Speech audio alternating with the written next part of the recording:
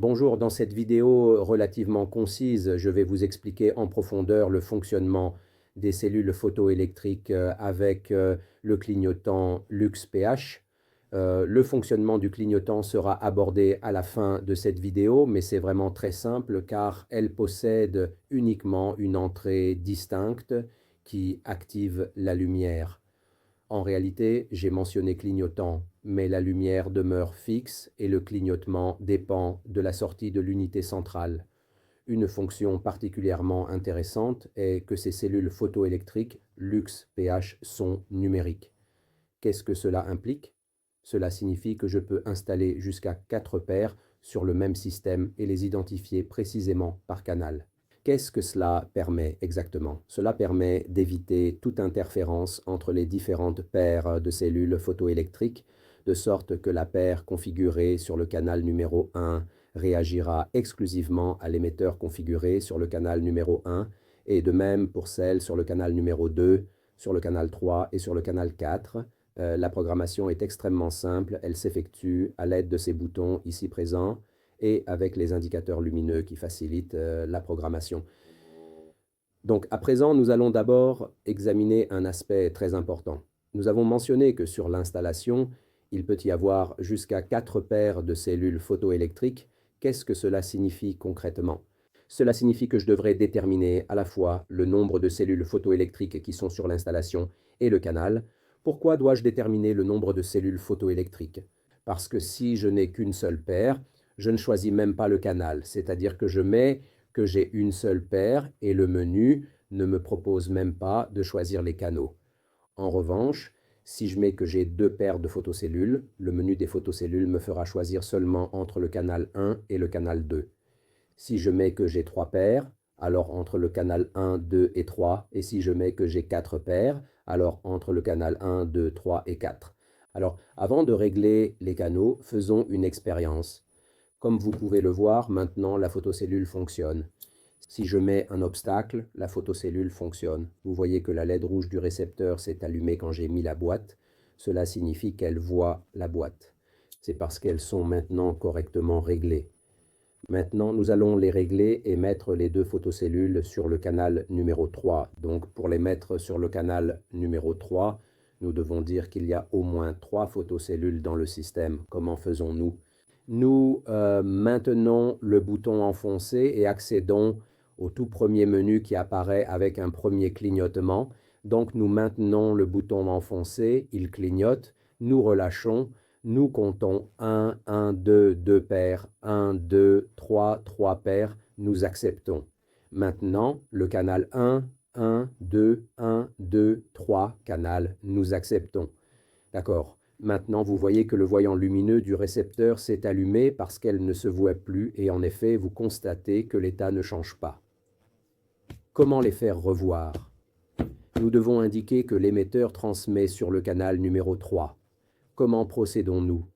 Même action, nous maintenons appuyé un clignotement. Nous entrons dans le menu. Ici, nous comptons 1, 1, 2, 1, 2, 3, 3 paires de photocellules. Nous acceptons. Ensuite, 1, 1, 2, 1, 2, 3, troisième canal, nous acceptons. Les cellules photoélectriques se revoient désormais car elles sont toutes les deux convenablement configurées sur le troisième canal.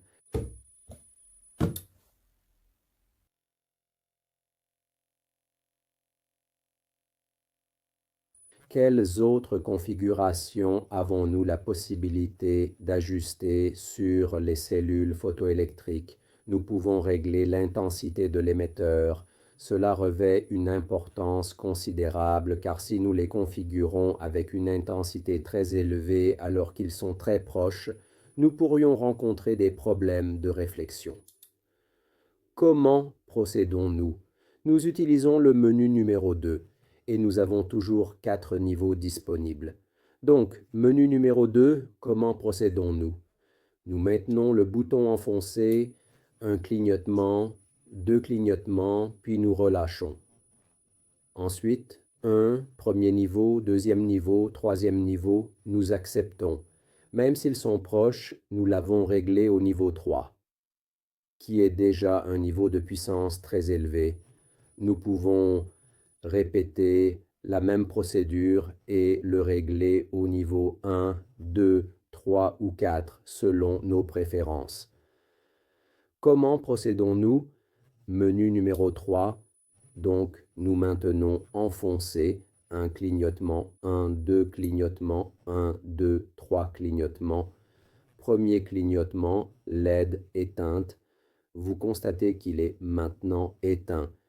Si je souhaite le rallumer, je procède de la même manière, c'est-à-dire que je maintiens toujours le menu 3 enfoncé, un clignotement, 1, 2 clignotements, menu 2, 1, 2, 3 clignotements, menu 3, 1 éteint, 1, 2 allumé.